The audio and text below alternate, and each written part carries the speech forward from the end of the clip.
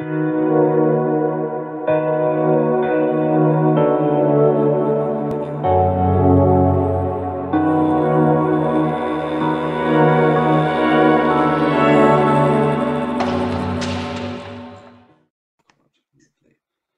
hello everyone and welcome to the Talking Stick Show. So this morning I am joined by Alison Jackson. Hello Alison. Hi. How are you doing today? I'm doing very well. Nice sunny day, so very happy.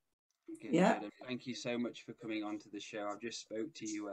I've heard about Myofascial Release not so long ago actually. I've heard a lot about different types of body work, but for this it seemed so interesting. A guy was talking about how beneficial it was, so I looked you up and here we are today. Yeah.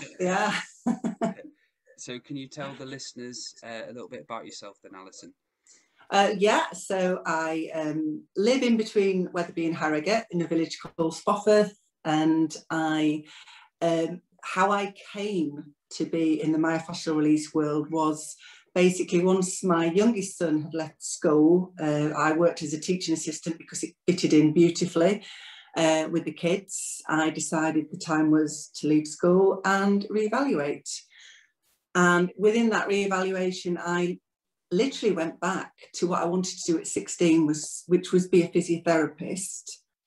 Sort of decided that a 3-year degree course at my age wasn't probably for me. And having spoken to a couple of people, I didn't even know there were courses on massage, but looked around, found a course on sports massage. That started my journey. So I originally qualified in sports massage. The anatomy and physiology that I had to do alongside of it, which I initially thought was a bit pointless, why did I need to do it, blew my mind. The body is the most amazing thing, and what we do and how we live is fantastic. So hadn't really thought about what I was going to do, but decided to set up, work from home, and started to build my business up. But I'm really interested in the learning and pushing myself further forward, and I want to know more.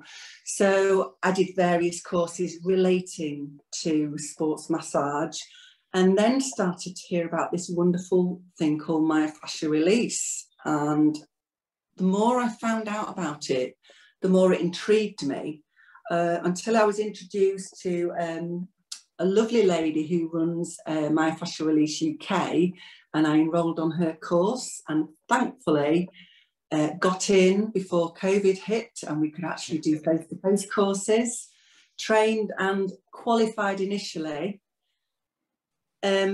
Obviously then things stopped, so I couldn't really practice, but have continued studying because everything's gone online, which has been fantastic.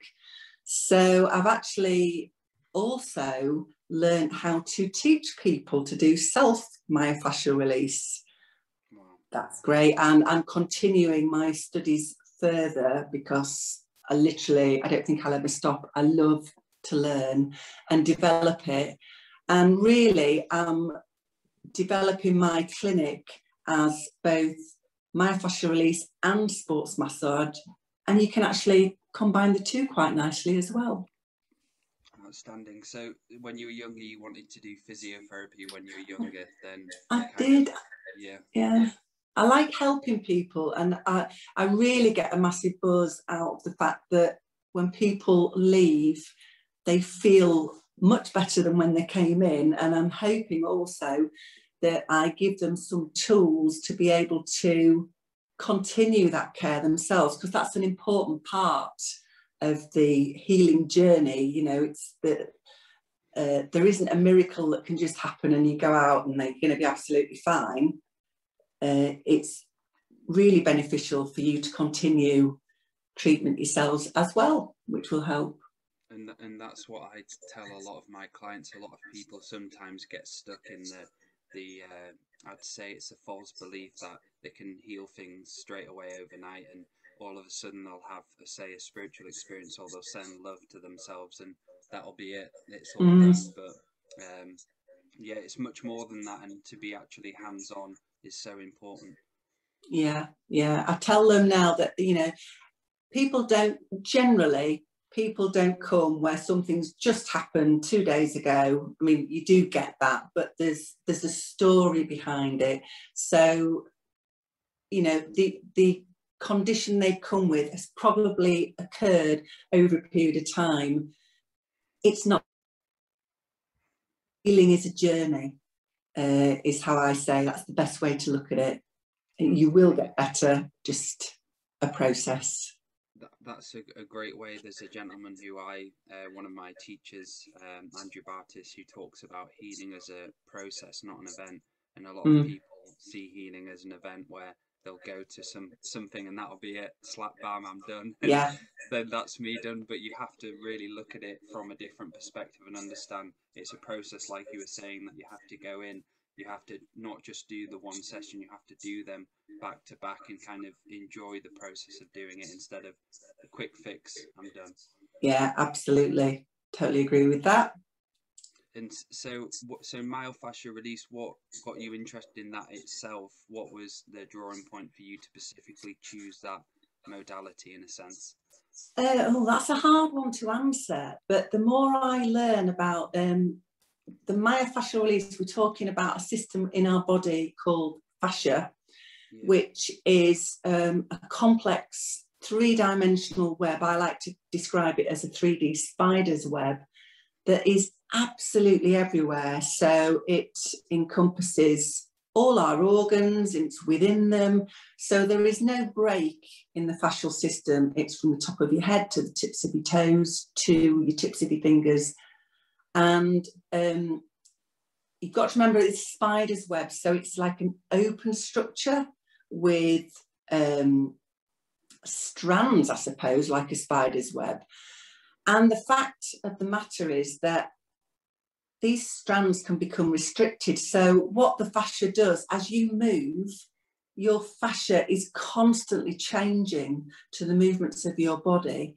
And if you have restrictions in the fascia, so if something's happened to cause that open spider's network for the fibres, rather than be open, but they can sort of close in together and get stuck. So the sliding and gliding movement that they allow, you suddenly find, say, to your shoulders that, oh, blimey, this shoulder's not moving properly. Yes, it is possibly muscular, very probably muscular, but because fascia is very much ingrained, there is 3 different lots of fascia within and around your muscles, as well as surrounding all that. The fascia will impact. So when you come in for a massage, you don't actually treat the fascia, you treat the muscle fibres, because fascia is different. It doesn't respond, or most of it doesn't respond to pressure. So you massage, when you push in, you're stretching, your fascia is not going to change. You have to go about releasing the fascia in a different way. And it's the fact of, when somebody comes in with an issue, I know it's not just the muscles, it's the fascia as well. And particularly for those people with chronic conditions, things that have been going on for years that they haven't been able to get sorted out with other modalities that they might have used. Myofascial release is, or can be, particularly good. And also, again, chronic pain. If you're suffering with chronic pain, the thought of somebody actually pressing onto your skin is probably like, nope, no way, that cannot happen. I cannot have somebody, even with the lightest pushing touch. And because it's not like that, it's soft, it's gentle, it's a sustained pressure. It's really good for those people. So the fascia is everything which connects the muscles together. It's like the stickiness, not the stickiness, sorry, it's a bad way to say it. It's like the sellotape, you know what I mean? What connects all muscles together, so they all kind of work together. And that's. But it's constant. It's that every time you move, I don't know why I have to move while I'm saying that. Excuse me. Your fascia is changing because your body, and say if something's wrong, you've had an illness, you've had an accident, you've had an operation, then very likely that fascia is going to just like stick together. Excuse me. Tickling my throat. And you're not going to be able to move that body part as well. And it could be causing you pain because as well, your fascia is highly, the technical term is innervated. There is an awful lot of nerves within your fascia, a lot more than is actually within your muscles as well. And nerves are the things that send signals to your brain, and your brain interprets them. However, it might say, oh, I'm going to tell you that that hurts, or that feels a bit stiff. And because if you get fascia, then your nerves are involved as well, which obviously causes you to feel a sensation. Was there any personal experiences for you which you got out from it as well, which you realised about yourself when you were doing that? The one thing with Myofascial Release is that when I was initially training, and obviously in the times when we could touch each other, we'd be in a room and you would be taught a technique, you would do it to your other therapist, and then you'd swap over. And one of the things I found to do myofascial technique, you don't just lie on the couch or sit on a chair. You have to be involved in it because you need to tune in to what's happening in your body. So it's kind of part of the thing is switching off that sort of left brain, the analytical side, and tuning into what's going on in your body, very specifically what's going on around the area being treated, but you could be sensing things elsewhere. And I'm losing my thread of why I was telling you this. What was the question again? So the question was for yourself. I did my stuff. Yeah. I learned a lot when I did my training on like hypnotherapy. I learned a hell of a lot about myself. Yeah, I'm with you. Yeah, I kind of digress. But anyway, they had a technique on me, and I'd never had any abdominal operations or any abdominal complaints, where one hand was on my abdomen and the other hand was on one of my thighs. And it literally is, you just put your hands on the skin and you do nothing for 2 minutes because the fascial system lets you in. Then when you've sort of got in and you can work on deeper fascia, you apply a very slight stretch and it's minuscule. And I can remember saying to the girl that had her hands on me, oh, you're going to have to stop because that feels like my skin is going to tear. And I had a bit of a like, oh, really panicky moment. And the teacher came over because she heard and she said, just have a look. So I had a look, hands on skin. There's nothing tearing at all. And what I was actually feeling was fascia in my abdomen that was obviously bound down, that was restricted. No idea why, and it was the fibres, sort of the peeling of the fibres, and that's one of the sensations. It's a bit like a rippy burny sensation or a bit like a Chinese burn. And once I knew and understood what it was an amazing experience of release, really. It was good. The myofascia, you went to do a sports massage as well. So what got you into doing that one as well? The sports massage. Yeah. I just love, I say, this physiotherapy.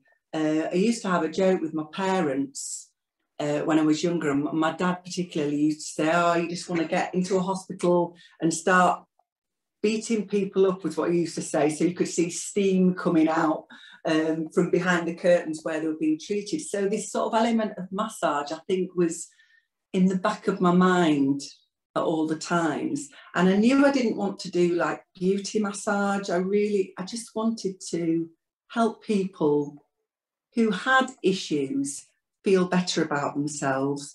And it was really underlined at the fact, because at the time while I was studying, I just got a part-time job in our local pub, and I really hurt my back slipping on the wet floor. And I was in an awful lot of pain for quite a number of months. And it's like, oh, I didn't know what to do with myself. And various treatments, but because I was having massage while I was learning, it made a massive difference to how I felt, you know, and the pain in my back. So the massage really eased, and then over a period of time, I had another couple of different treatments to help as well. But my life quality, from really not being able to stay still for 20 minutes and having to turn over in bed every 20 minutes, I wasn't sleeping well because of the pain. It just improved my life quality so much. And I still have, if I can, a regular massage every 4 to 6 weeks.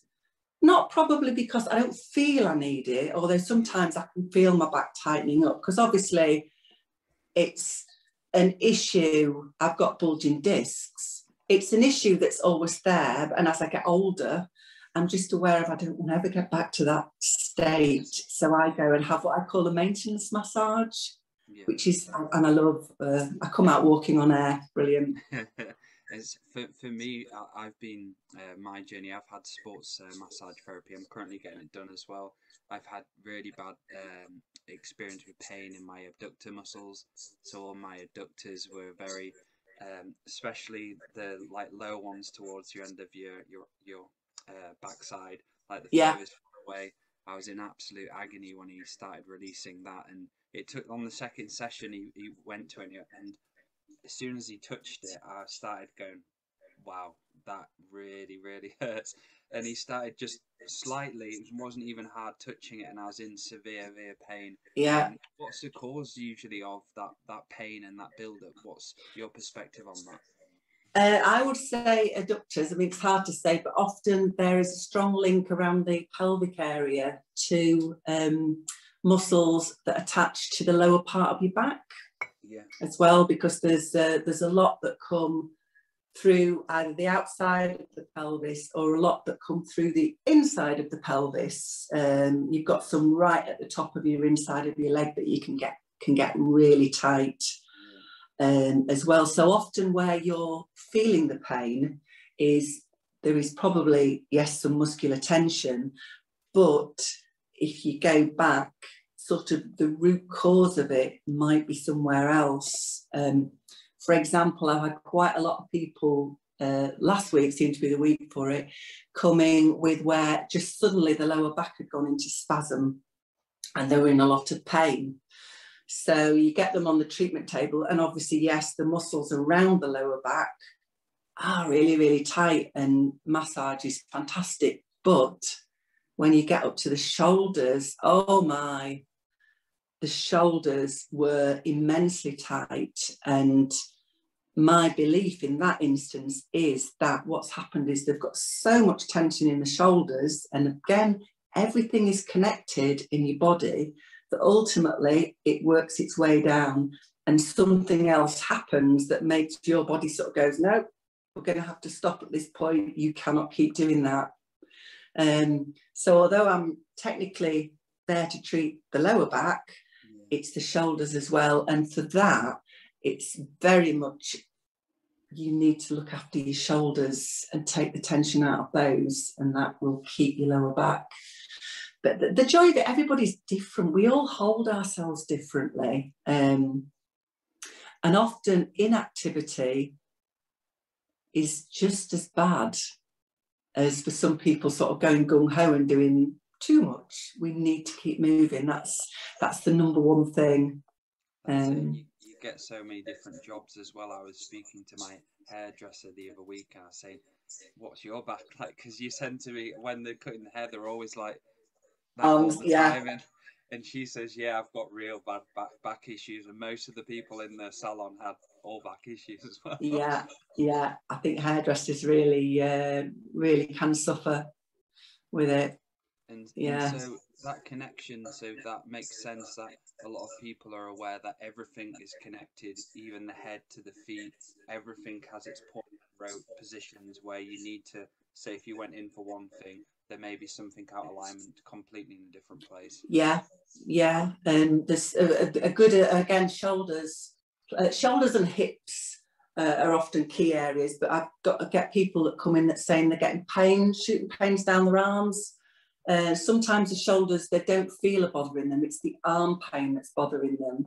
But again, it's coming from the shoulders because your nerves that run down your arms come from the top of the back of your spine. They come down your shoulder, and then there's like quite a small groove that everything has to go through, all your nerves that go into your arms, your blood vessels. So if you've got any tension in either your fascial tissues or your muscles, that can either cause inflammation or things crush and get shorter and bigger, then they start to impact. If they can impact on the nerves, that's why you'll get pain down your arm, because those poor nerves have been a little bit squished. So we need to take the tension out. So one of the biggest issues I think a lot of people deal with would be the back issues. What's the deal with the back then? Is it always usually, well, I know everyone's different, but what's sometimes a case with the back issues? Is it just kind of the back itself, or is the hips are involved and the neck area is involved? It's everything. And say it's really hard. Like if somebody came for a myofascial release treatment, and there is, I would say, generally complex issues, but say predominantly, one of my questions is sort of what's bothering you most at the moment. So if somebody came with shoulders, I would do some work on the shoulders, but it depends what you find when you start to work on the shoulders. You might start to feel, because you feel the fascial system move, and you work with that. So you go with the direction the fascial tissues are moving. And for shoulders, there's been proved that there are very strong links diagonally from so from your top right shoulder to your left back. So I wouldn't just work on the shoulders. I would tend to work on the back if there's time, or the neck as well. That often comes into play. But I always start off with a rough idea of what I want to do. And a classic example was yesterday. I had a plan, somebody came in, I did the first technique, and it's like, right, okay, I'm not going to do what I was planning to do because his body was telling me one thing. So it's like, yeah, I need to work. The more important area is this other part of your body. In this case, it was across the pelvis, because that's where I'm feeling you have tension in it. So there is nothing prescriptive about it. You go in with a rough idea, and then you're listening to what the body is telling you as to where am I going to go next. Outstanding. So the feet as well. What about the feet? For me, I've had issues with my feet underneath. You know, like so where the toes and the heel is. Yeah. The muscle like connecting. Called, yeah, plantar fascia, which again, it's a piece of thickened fascia. There you go. And that your feet are paramount, because if you think about your posture, everything comes from your feet. So if your feet are wrong, then it's your other body. So if you want to observe somebody's posture, you start at the feet. If there's something wrong, it might be that the knees are slightly out of alignment, which then in turn puts the pelvis slightly out of alignment, and you can literally just work your way up. So our feet are really important. So for starters, good fitting shoes, good supporting shoes. Can you just bear with me, because believe it or not, somebody's just come to the door. Oh, no problem at all. Sorry, and he's coming to fix something, so I need to let him in. Yeah, no problem, Alison. So yeah, just bear with me, everyone, while Alison just goes to see to something. So I'd like to thank as well everyone for watching the Talking Stick Show. I really do appreciate everyone's support as well, and if you're watching on Facebook, I appreciate the comments. I will get back to you as well. Any questions? Oh, here we go. There we go. I've just asked you to unmute because there was a... There we go. Yeah, sorry about that. It's okay. So back to the feet. Back to the feet, yeah. So I do get a lot of people with plantar fasciitis, which is, it's a horrible, I've had it, pain under the foot, and it takes quite a long time to get rid of it. So it took me 2 years, but this is pre-massage days. I think if it happened now, I could probably improve that time. But you need to look at stretching the muscles in your legs. So calf muscles, using techniques for helping with that at home is you can use a massage ball and roll it under your foot. So my favourite for feet is this like spiky ball, and I roll it under the foot, and my goodness me, it feels wonderful. I get a lovely fuzzy sensation. Need to do some calf stretches. Yeah, golf balls are quite hard. I would go that when I was doing it, I was like, surely there's something. Yeah, I've got some smaller foam balls that are golf ball size, but they're actually cat toys. That's a bit kinder. But you tend to find plantar fasciitis is more painful, particularly when you've woken up in the morning, and that's because your foot has been flexed while you sleep. And then as soon as you stand up, I can't do it very well, but you immediately start to stretch the muscles in the back of your legs, so stretching your calf. But good supportive shoes, really important, so, particularly if you're doing sports. So if you're doing running, anything with impact is, I can only say, the best way to spend your money is a good pair of shoes. Yeah, really important. And so cramping as well, what's your perspective on cramping? Because I have had that in the past, not as much when I've got work done on my legs. I haven't really got an answer to that one. Yeah, it's a very peculiar one. And I actually had, for the first time ever, 2 nights ago, I had to get up in the middle of the night with the most agonising cramp in my calf. And I couldn't put, the ideal is to stretch. If you can put a stretch on it, I couldn't even bear to put my heel on the ground. And then I was heading off, trying to get to the bathroom, because my nana's adage was, put your foot on a cold floor, and I don't know why, or a piece of lino. And I still like to do that because I do feel it helps. But yeah, when I've had people that have cramped, and it's usually the calf, just try and put a stretch on the foot to ease, but it obviously depends how they are.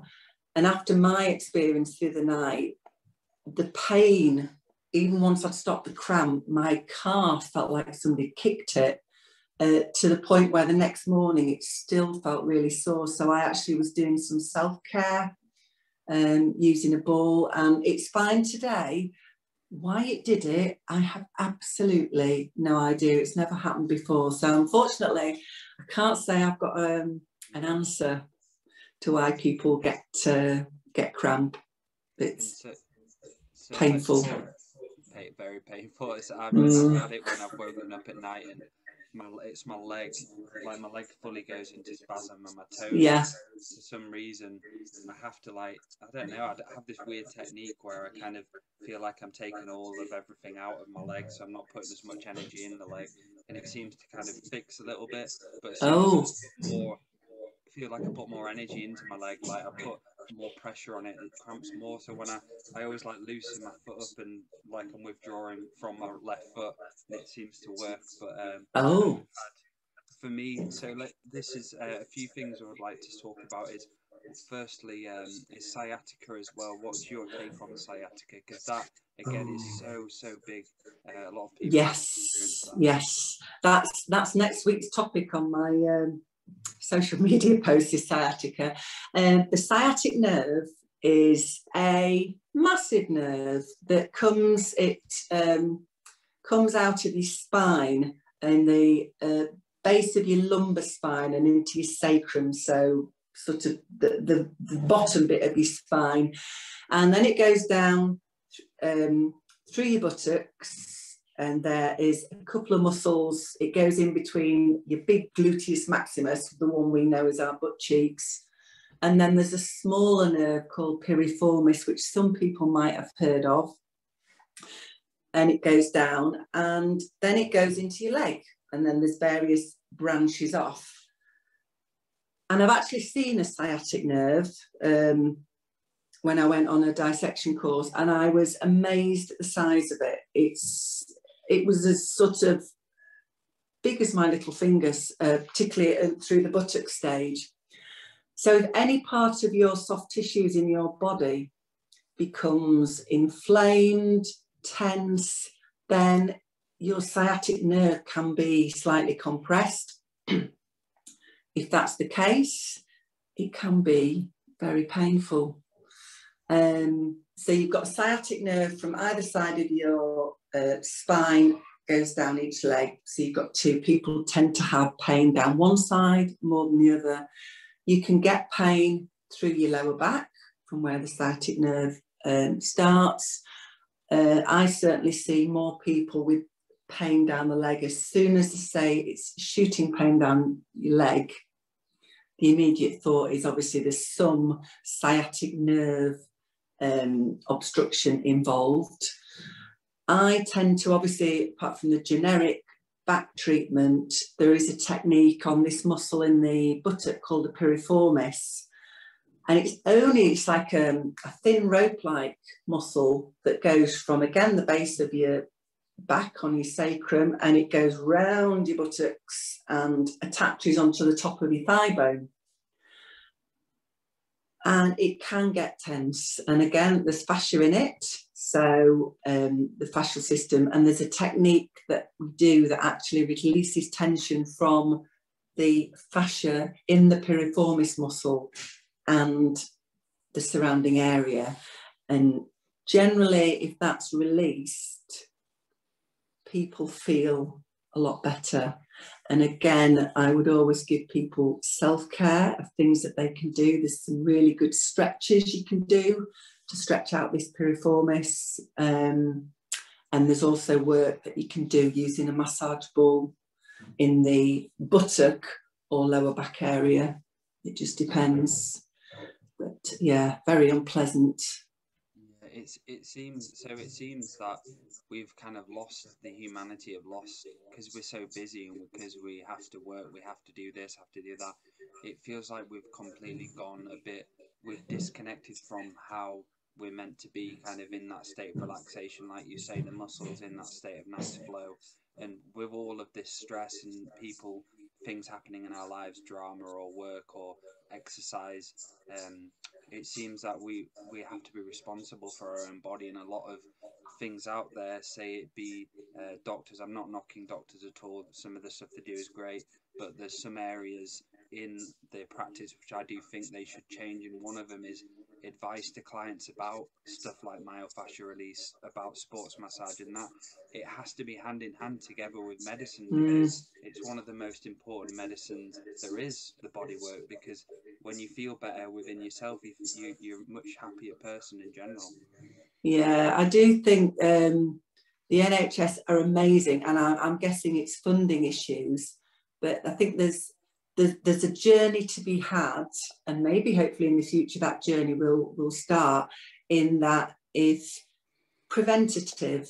I think there's a lot more we can do to be preventative for certain complaints, and particularly musculoskeletal issues. And if people are taught how to do this preventative, I mean, the number one is move. Keep moving. Don't be sedentary. That's not a good lifestyle at all. But modern day life, you know, the amount of people that are home working now, generally when I talk to them, they haven't got the commute into the office, but what seems to be happening is they're spending more time sat at the desk. And that is life. We have to work. We have to do that. But it's just being aware of helping yourself. And I think as well as it's finding, I find this, it's finding time to kind of stop and go, right, okay, I'm just going to put life on hold a minute, and I'm just going to spend, I don't know, half an hour on doing something for me, but life can very easily get in the way. I think it's very easy for me to say, I mean, no longer got young children. I remember, you know, they're obviously the most important part of your life if you've got young kids. It is hard to find time for yourself, but equally it's important for self, especially as you get older as well. It really is, for me, going to see a therapist, that being able to talk to someone and have someone look at you and help you, in a sense, is such a beautiful thing. And I feel that everyone, there's a lot of people out there who are quite afraid of getting help from someone. If it's not the doctor, they don't trust any other things. So yeah, for me, it changed my life, going out and saying, I need help with my body, I need someone to work on me, or things aren't going to be as good when I'm older. And for me, making that choice for going and seeing that person, it completely lifted the weight off me, and I was able to actually get help, and someone to go in there and tell me what I need to do. And that's yeah. important, to listen to others and make sure that we get other perspectives on our own self. Yes, yeah. I mean, the NHS are doing, allegedly, I mean, thankfully, I haven't got much experience of having to go, which is great news. But they are doing, I'm led to believe, social prescribing, which hopefully they are trying to steer people towards alternatives to just, you know, having medication and treatments, which is better, which I think is good news. So, you know, the journey has started, and I think hopefully it will only get better. Good. So let's talk about my mum actually wanted me to talk about this, because she's going to come see you at some point, but their jaw problems and grinding teeth and sleep. So let's talk a little bit about that. Yes, you have. It's the only joint in your body that is, you have identical two of, your temporomandibular joint. So basically, when you open and close your jaw and pop your fingers there, you can feel it. And we all grind our teeth. It's a natural process. I've had many a discussion with my lovely dentist about this. Naturally, particularly when we sleep, we grind our teeth.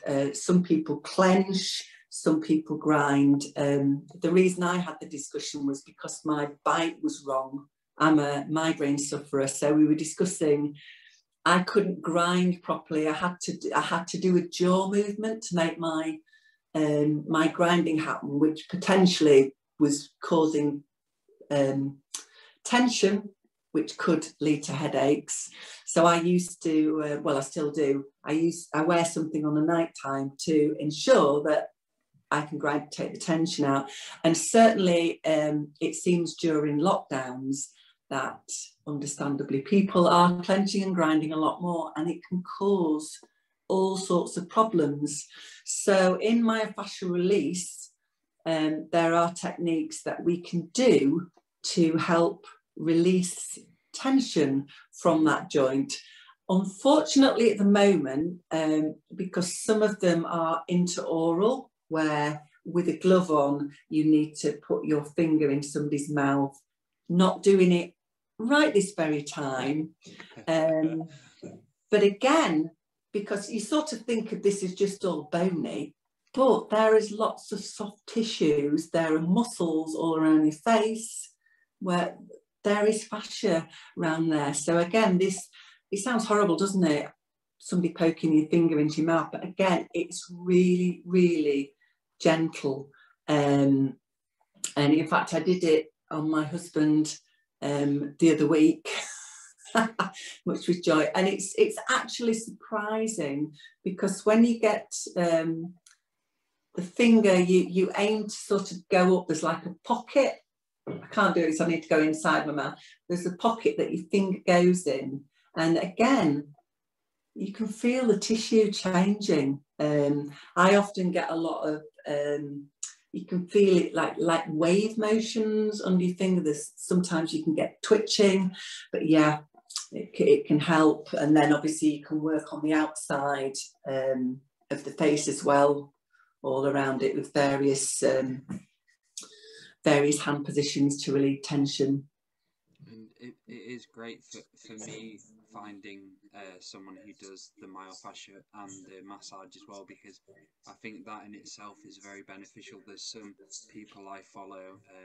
There's a gentleman in Ireland. I can't remember the name of the company now, but he does all the myofascia and the deep tissue. But during the sessions, he does both. So he's there, and I think it's so beneficial that you've been able to have that skill and learn that doing the muscle as well as the fascia, because that makes your sessions so much more in depth, because you're working on both areas, not just the one.